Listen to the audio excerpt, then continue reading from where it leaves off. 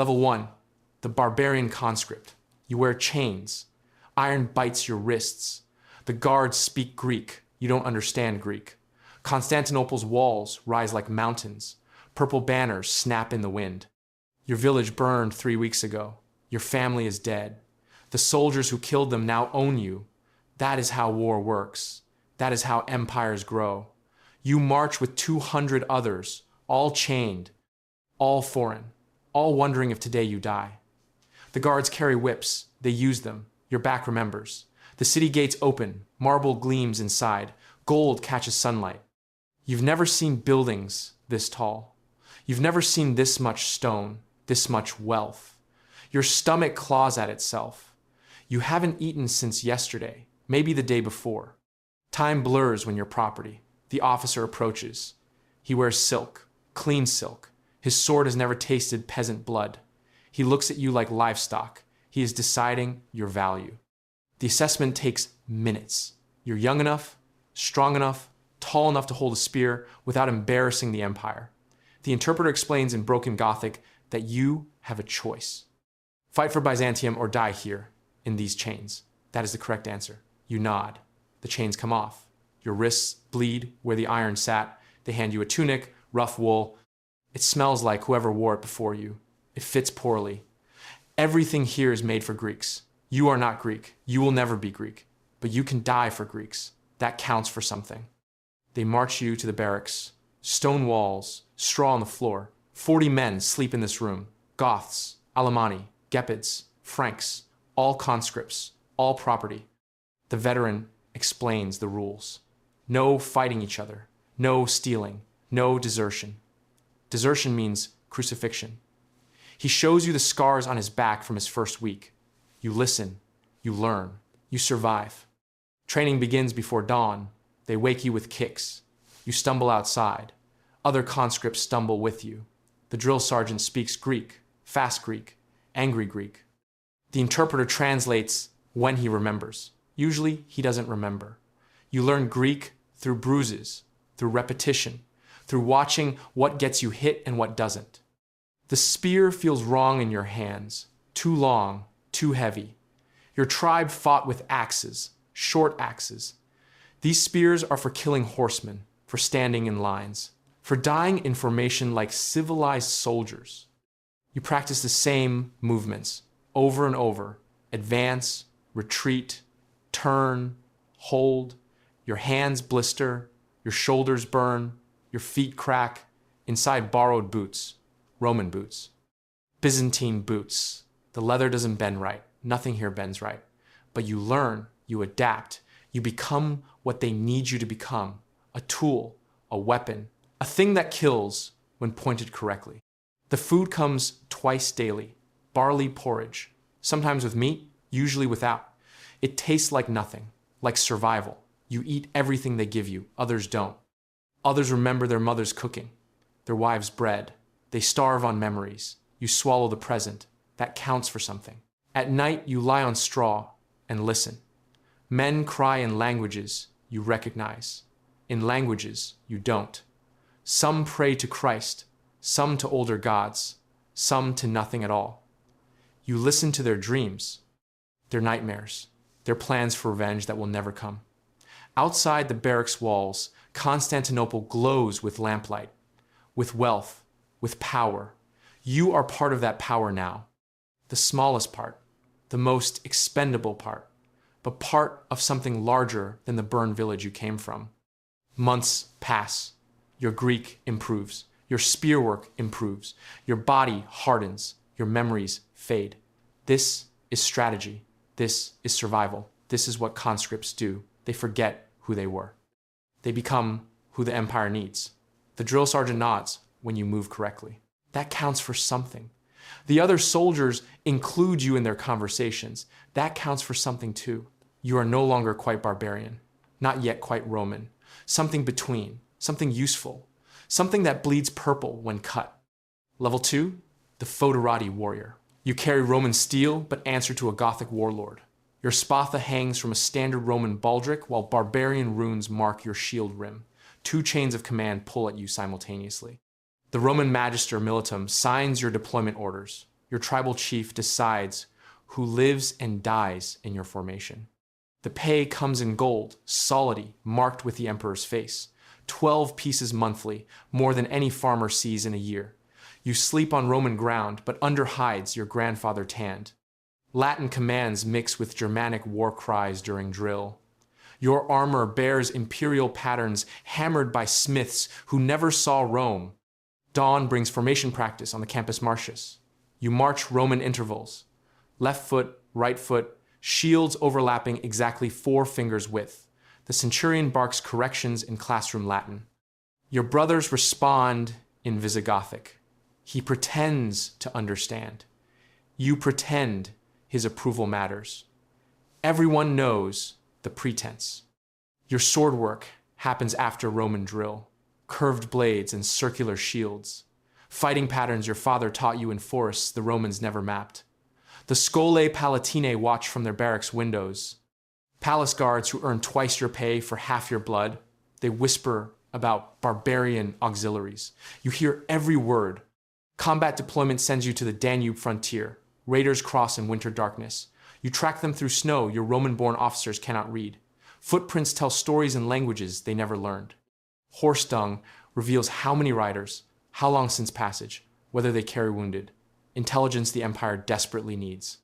The fighting happens at river fords and mountain passes. You form the battle line with Romans on your right, tribal allies on your left. Roman trumpets signal advance, Germanic horns answer.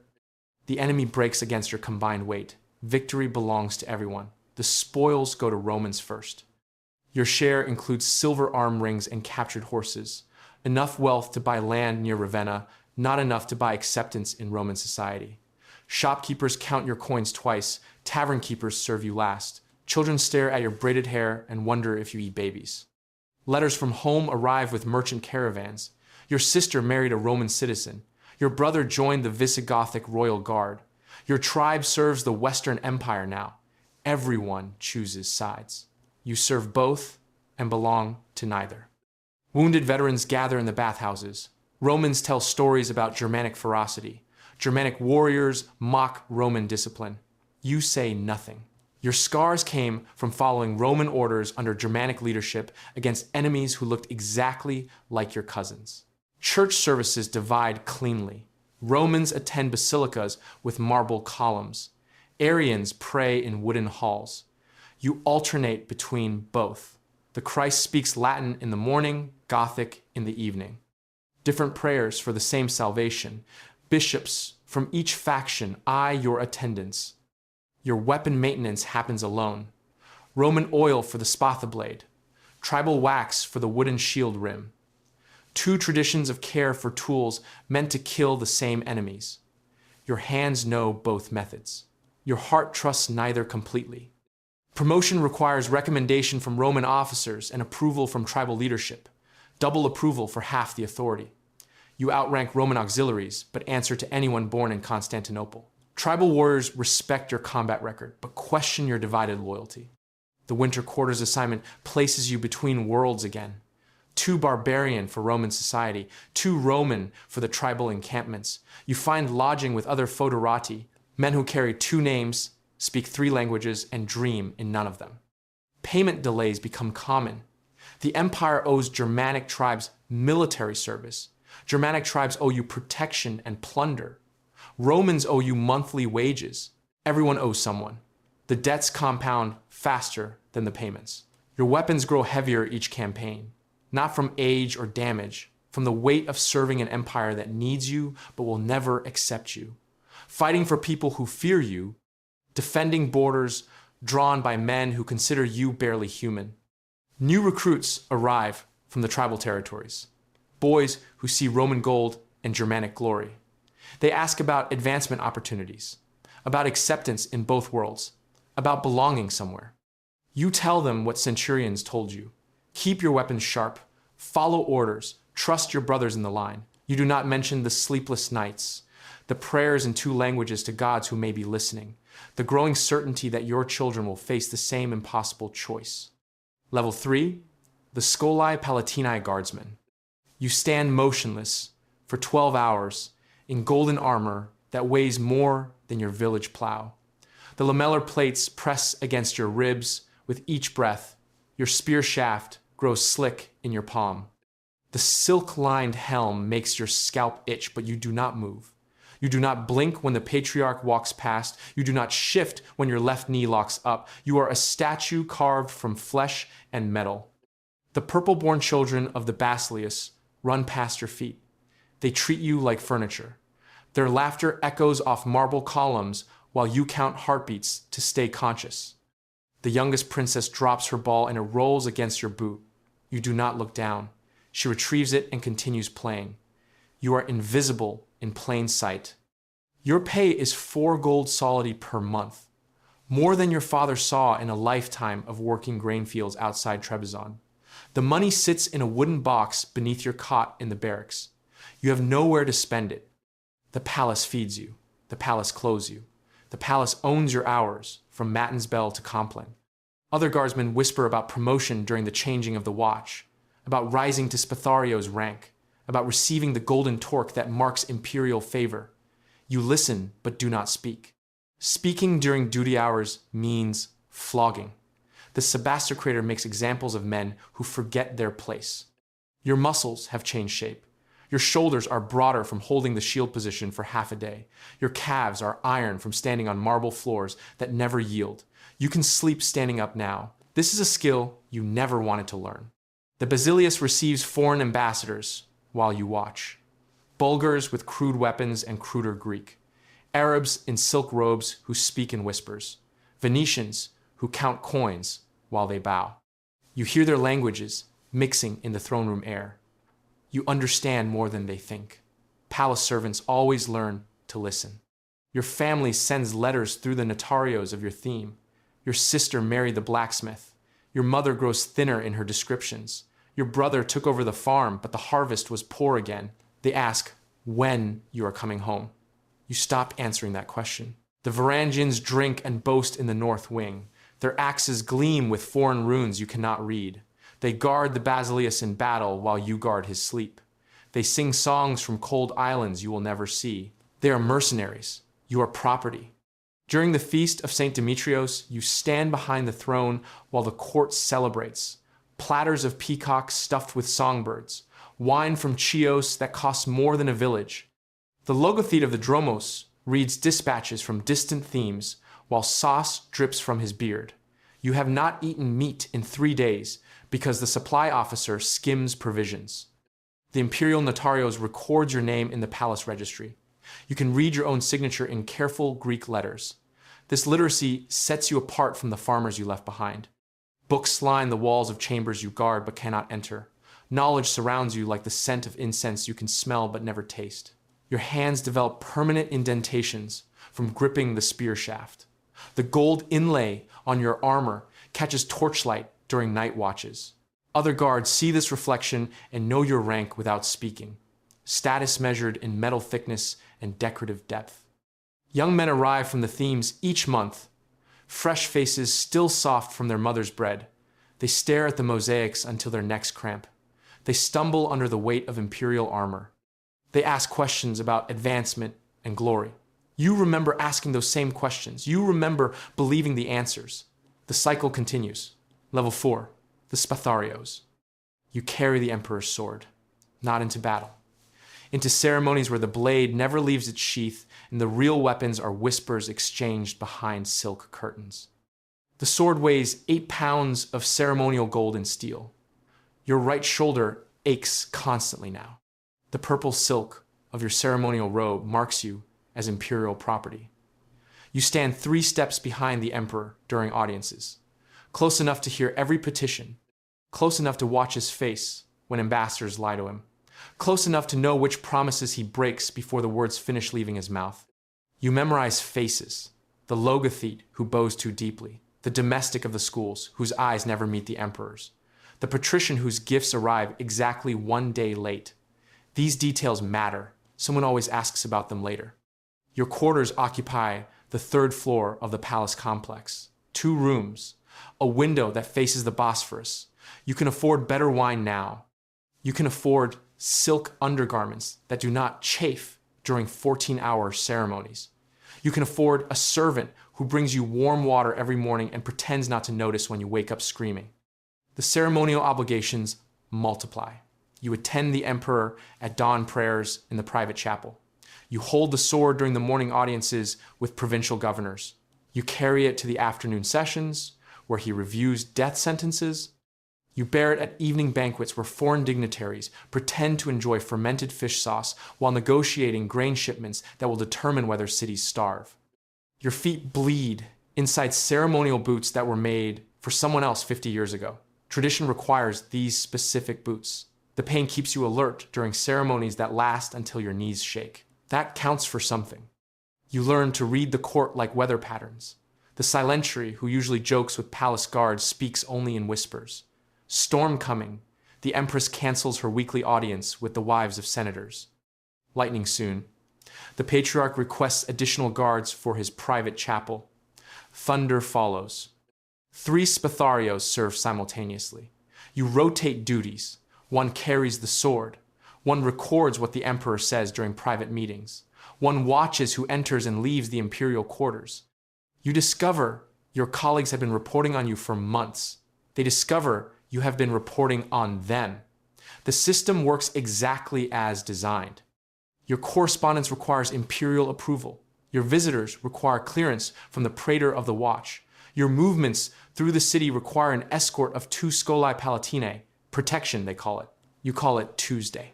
The emperor speaks to you directly now, not orders, observations. He mentions that the ambassador from Persia sweats when he discusses tribute schedules. He notes that the domestic of the theme of Anatolia has been sending gifts to the patriarch without imperial permission. He wonders aloud why the logothete general appears so interested in the condition of the walls facing the Golden Horn. These are not casual conversations. You write everything down in cipher. You memorize the cipher. You burn the notes. You remember everything anyway, because forgetting the wrong detail means waking up in a cell beneath the palace where political prisoners disappear into administrative oversights. Your family receives a pension now. Your sister married a merchant who imports Syrian glass. Your nephew attends school with the sons of senators. They live well because you live carefully. They ask no questions about your work because they know better than to want answers. You attend executions, not as punishment, as duty. Someone must witness that justice follows proper procedures. Someone must confirm that condemned men die cleanly. Someone must verify that their final words are recorded accurately for imperial archives. The sword you carry has never drawn blood, but you have watched it spill plenty. The emperor trusts you with private meetings now. You stand in corners while he discusses military appointments with a domestic of the schools. You hold documents while he reviews intelligence reports about grain harvests in Egypt. You carry messages to the patriarch about bishop appointments in provincial dioceses. You know which courtiers worship in private chapels that face Mecca. You know which senators own ships that never appear in tax records. You know which generals send their sons to study in Baghdad instead of Constantinople. This knowledge makes you valuable.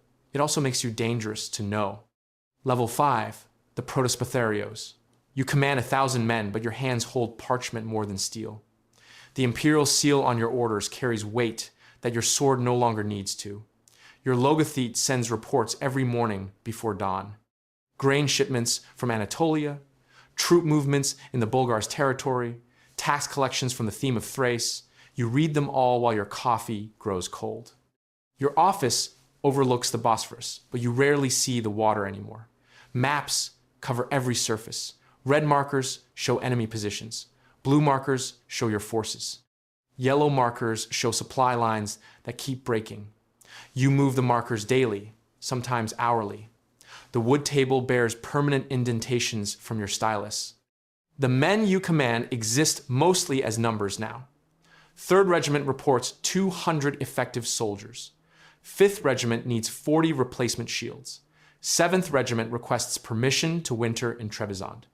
You sign the orders without seeing their faces.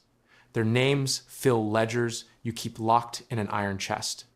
Your morning briefings stretch longer each week. The Drongarios of the Watch reports overnight incidents. The Chartularios presents budget shortfalls. The Comes of the stables explains why horses keep dying. You listen to everything, remember most of it, act on what you can afford to act on. Your uniform still bears the gold thread of rank, but silk shows wear differently than leather. The purple stripe along your sleeve marks you as someone who advises the strategos directly. That counts for something. The weight of decisions rests in your shoulders now, instead of your sword arm. You eat most meals at your desk. Cold lamb and hard bread while calculating how long current supplies will last. Winter approaches and the granaries show concerning numbers. Your stomach has learned to ignore hunger while your mind works through logistics. Food becomes fuel, becomes numbers on parchment, becomes problems to solve. Sleep comes in fragments. 4 hours here, 2 hours there. Your bed feels foreign after spending so many nights on campaign. The soft mattress makes your back ache. You often wake at your desk with parchment stuck to your cheek in ink, staining your fingers. Your wife sees you at state functions when the emperor requires your presence. She wears new jewelry purchased with your increased salary. You wear the same uniform, but cleaner than it used to be. She smiles at other Protospathari wives while you discuss grain futures and shipping routes. The conversations never touch your actual work. Letters from home arrive less frequently. Your brother writes about harvest season and local marriages. Your sister mentions children you have never met. The distance between their world and yours grows with each promotion. They congratulate you on your success while asking when you might visit. You write back promising to come soon while knowing you will not. Your subordinate officers request audiences daily. The Kentarchos needs permission to execute deserters. The Pentakentarchos wants approval for new recruitment standards. The Dekarchos reports morale problems in his unit. You grant some requests, deny others. Each decision creates ripple effects you will see in next month's reports. The emperor summons you twice weekly for strategic consultations. You present options backed by detailed analysis. Option 1 requires 3,000 additional soldiers. Option 2 needs funding you do not have. Option 3 means abandoning territory you spent years securing. He chooses option 4, which you never presented because you knew it would fail. Your intelligence network spans 3 themes now. Agents in Constantinople report court gossip. Scouts along the Danube send information about barbarian movements. Merchants traveling the Silk Road carry messages disguised as business correspondence. Information flows to your desk like water seeking level ground. Young officers seek your mentorship, hoping to advance their own careers. You see your former self in their eagerness, their clean uniforms and sharp weapons, their belief that courage matters more than paperwork. You assign them to positions where they can learn what you learned the hard way, the only way that sticks. A new Draungarios arrives this morning with orders from the capital. 20 years old, fresh from military academy, eager to prove himself in combat. He asks about battle tactics and enemy weaknesses. You hand him a stack of supply reports and watch his face change as understanding begins to dawn. Level 6, the Strategos. You command a theme now. 20,000 square miles of Anatolia spread beneath your fortress at Caesarea, and every soul within those boundaries answers to you. The imperial crucible bearing your appointment arrived with 7 seals, each one pressed by a different logothete in the capital. You are civil governor, military commander, and supreme judge, rolled into one purple-cloaked figure who sleeps 4 hours a night and dreams of Arab raiders. Your morning begins before dawn in the tower room where maps cover every surface. Parchment charts show the theme boundaries, but the real borders shift daily. Yesterday's friendly village becomes tomorrow's smoking ruin. You trace supply routes with your finger while your aide reads reports from the Scalae stationed along the frontier. 40 horsemen lost contact 3 days ago near Melitene. That means either death or desertion. Both cost the same. The purple boots feel heavier now than when you first pulled them on. Every step echoes through stone corridors where servants flatten themselves against walls as you pass. You are excellence, the chosen of the Basileus, appointed by God's representative on earth to hold this line against the faithful. The weight of that authority sits in your shoulders like armor you never remove. Court begins at the 3rd hour. Merchants argue over grain contracts while farmers petition for tax relief after locusts devoured their barley. You listen to testimony about stolen cattle. disputed inheritances, blasphemous icons. Each decision ripples outward through villages you will never visit, affecting lives you will never see. Justice flows from your mouth like water from a spring, and everyone drinks, whether they thirst or not. Your scribes maintain ledgers in 3 languages: Greek for imperial correspondence, Armenian for the mountain settlements, Arabic for captured documents that reveal enemy movements. You read them all because knowledge means survival, and survival means holding this theme until the Basilius recalls you or the Arabs overrun your walls. Whichever comes first. The afternoon brings military exercises in the courtyard below your window. Cataphractoi practice their charges while toxotai loose arrows at straw targets shaped like turbaned warriors. You watch young men learn to kill efficiently, remembering when you stood in those same formations 20 years ago. Now you send them to die with sealed orders, signed in your own hand. That is the correct answer to imperial necessity. Evening means dinner with local archontes, who smile too widely and pledge loyalty too loudly. They bring gifts of silk and silver, reports of their neighbors' suspicious activities. Daughters dressed in their finest robes. Politics tastes like wine and sounds like laughter, but underneath runs the current of fear. Everyone knows this theme exists only as long as you can hold it. When you fall, they fall with you. Your private chambers contain a wooden chest bound in iron. Inside, rest letters from your wife in Constantinople, written in her careful script about gardens blooming and children growing. Your son learned to ride horses you will never see. Your daughter speaks Latin now, preparing for marriage to some strategically useful family. The letters arrive monthly when the supply convoys make it through. Sometimes they do not make it through. Night brings the loneliness of command. You walk the ramparts while guards salute and sentries call out positions. The frontier stretches dark beyond your torches, filled with enemies who know your strength better than your own soldiers do. Intelligence reports cross your desk daily. They know which gates stand undermanned, which towers need repair, which of your officers drinks too much wine. The empire has many eyes, but so do its enemies. Sleep comes in fragments between messengers arriving with urgent dispatches. A Saracen army moving north through Cappadocia, tax revenues falling short of projected needs. Another strategos recalled to face charges of treason. You dress in darkness and return to the map room where lantern light flickers across boundaries that exist only as long as someone believes in them. Somewhere in the capital, a young officer receives his promotion to tour marches, dreams of glory and advancement. He imagines command means respect and authority. He has no idea about the weight. Level 7, the logothete. You control the empire's treasury from a windowless chamber beneath the great palace where the air tastes of parchment and gold dust. Your quill scratches across ledgers that determine whether armies march or starve. The numbers you write reshape provinces. Your signature releases 20,000 nomismata for grain shipments to Constantinople or denies 3,000 for repairs to a distant fortress wall. The weight of an empire's survival sits in the ink of your calculations. The purple silk of your Scaramangian rustles as you lean over spreadsheets that track revenue from every theme in the empire. Cappadocia sends silver. Sicily provides grain taxes. The maritime themes deliver customs duties from Venetian merchants who bow too low and smile too wide. You know the exact tribute owed by Bulgarian princes and which Arab emirates have missed their protection payments. Your fingers trace columns of figures that represent harvests, trade routes, and the delicate mathematics of keeping Constantinople fed while maintaining 12 frontier armies. Courtiers who once ignored you now approach with calculated reverence.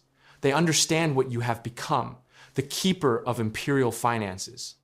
The man who decides which projects live and which die in committee meetings where you never raise your voice above a whisper. You approve payment for the new aqueduct. You quietly strike funding for the senator's private dock expansion. Your decisions echo through marble halls where your name is spoken in respectful murmurs. Your chambers connect directly to the imperial mint. You hear the constant ring of hammers striking gold into coins bearing the Basilius's image. The mint workers know your footsteps. When you appear in their doorway, they present the daily production reports without being asked. 730 nomismata minted today, each coin weighed and tested for purity under your supervision. Each coin carrying your authority into distant markets, where Byzantine gold still commands respect. The Basileus summons you to private audiences, where maps cover tables, and you calculate the cost of his ambitions.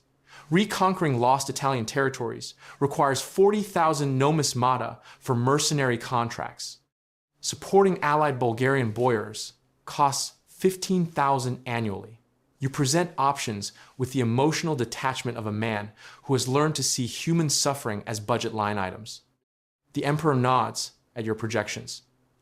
Your mathematics make his dreams possible or impossible with equal precision. You dine alone most evenings. Your wife complains about canceled plans when urgent financial crises demand your attention. Tax revolts in Anatolia, debasement rumors affecting currency stability, Arab raids disrupting Silk Road revenues. You miss your daughter's birthday feast because Venetian merchants are threatening to suspend grain imports over disputed tariff rates. You solve the crisis with a midnight renegotiation that saves the empire 12,000 numismata annually. Your family celebrates without you. Sleep comes in 3-hour intervals between emergencies that arrive by mounted courier. The Bulgarian theme reports locust damage affecting agricultural taxes. The Aegean maritime theme requests emergency funds for storm damage repairs. Each crisis requires immediate calculation and response. Your servants wake you to read dispatches by candlelight, while you calculate revised budget projections in your head. The empire's financial stability rests on your ability to solve problems while exhaustion clouds your judgment. Your body carries the weight of constant stress. Your shoulders ache from hunching over ledgers in dim light. Your eyes strain from reading merchant contracts written in deliberately obscure legal terminology. Your hands cramp from endless writing. Scribes assist with routine correspondence, but the critical decisions require your personal attention. You taste metal in your mouth from the anxiety that accompanies every major fiscal crisis. The Caesar seeks your counsel on succession planning. You discuss the financial implications of different inheritance scenarios while walking through gardens where spring flowers bloom unnoticed. Your analysis focuses on tax-based stability and administrative continuity. Personal loyalty matters less than fiscal competence when evaluating potential heirs. The Caesar listens to your recommendations with the attention of a man who understands that empires fall when their treasuries empty. Outside your offices, a young clerk arrives for his first day managing provincial tax records. He carries fresh parchment and newly sharpened quills. His eyes shine with ambition as he studies the complex organizational charts that map imperial financial administration. He believes competence and dedication will guide his career advancement. He has no idea what calculations await him. The cycle continues. Level 8, the Caesar. You wear the purple trim now. Not the full imperial purple, but the narrow band that marks you as heir to the throne of all Romans. The silk costs more than most families see in a lifetime. It weighs nothing and everything at once. Your apartments occupy an entire wing of the Great Palace. 40 rooms, 60 servants who bow when you enter and whisper when you leave. The walls shimmer with gold leaf and precious stones, arranged in patterns that tell the story of your dynasty. You walk on carpets from Persia that depict hunting scenes older than memory. None of it belongs to you. All of it depends on you. The morning audiences begin before dawn. Petitioners line the corridors seeking your favor, knowing that a word from you can elevate a merchant house or destroy a noble family. You grant audiences with careful calculation. Every smile measured, every nod analyzed by the dozen observers who attend each meeting. They record your words, your gestures, the length of time you spend with each supplicant. These records travel to other courts, other capitals. Your reputation spreads like ripples in still water. You study the morning reports, while your food is tasted by professionals. Grain shipments from Egypt, tax revenues from Anatolia, troop movements along the Danube frontier. Each document requires decisions that will echo across the empire for decades. You sign orders in purple ink that only you and the Basileus may use. The weight of the stylus feels heavier each month. Your wife sits beside you at state dinners, chosen for her bloodline rather than affection. She speaks 4 languages and understands 6 more. Her smile never falters, even when discussing the children you both know may not live to see their majority. Imperial heirs have a way of dying young. Poison, accidents, sudden illnesses that baffle the court physicians. You both know the statistics. You both pretend otherwise. The military commanders request your presence at their councils. You review battle plans for campaigns you may inherit, studying maps that show the boundaries of the world you might rule. The generals speak respectfully of your tactical insights, while privately questioning whether you possess the steel necessary for command. They remember other Caesars who faltered when the purple became theirs to wear completely. Your correspondence fills 3 hours each afternoon. Letters from provincial governors seeking guidance, messages from foreign courts testing your resolve. Intelligence reports from agents whose names you do not know, describing threats you cannot fully comprehend. Each response must balance strength with diplomacy, tradition with innovation. The empire has lasted 1,000 years. Through such careful calibration, you attend the hippodrome races every Sunday, occupying the kathisma reserved for imperial family. 50,000 citizens cheer when you enter. The same 50,000 who would cheer your successor if you died tomorrow. You wave and smile while your guards scan the crowd for assassins. The chariot races blur together, blue faction, green faction. Winners and losers, chosen by speed and skill and sometimes by arrangements made in darkened rooms the night before. The court physicians examine you monthly. They check your pulse, inspect your urine, taste your breath for signs of poisoning. They pronounce you healthy while mixing antidotes into your evening wine. The imperial body belongs to the empire. Your personal health ceased being personal the moment the purple trim appeared on your shoulders.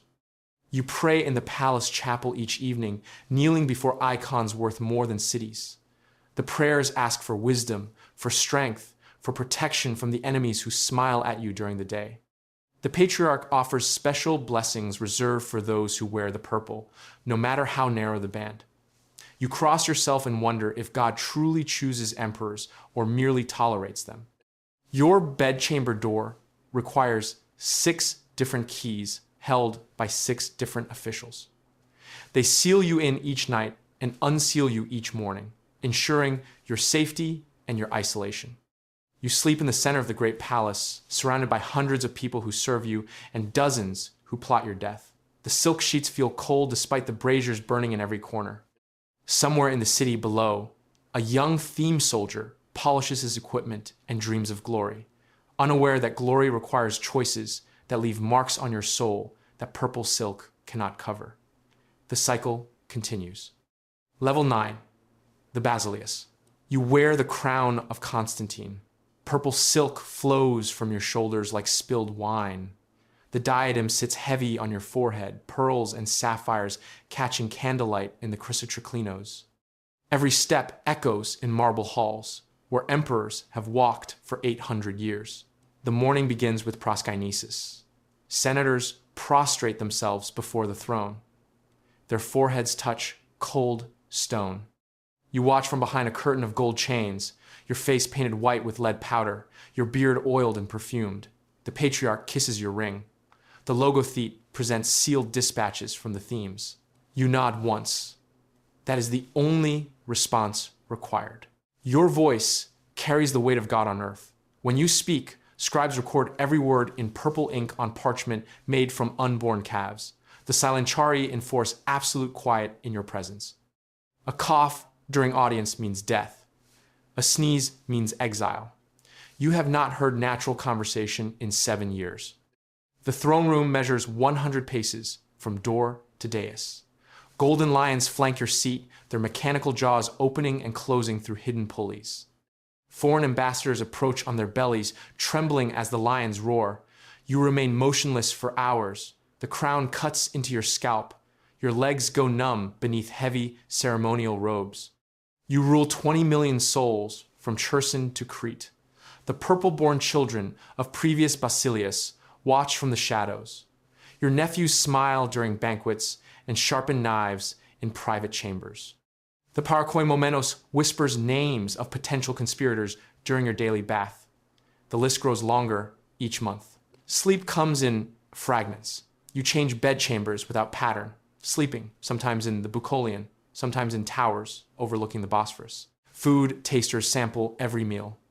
Your wine is blessed by 3 different priests. The Sholai Palatine guard your door in shifts of 4 men. They have sworn oaths on holy relics. Oaths break like glass.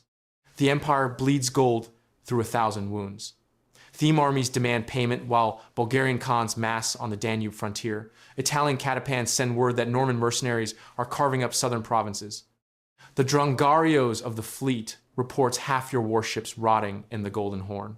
You sign crucibles granting tax exemptions to monasteries, while provincial strategos write desperate letters about empty treasuries.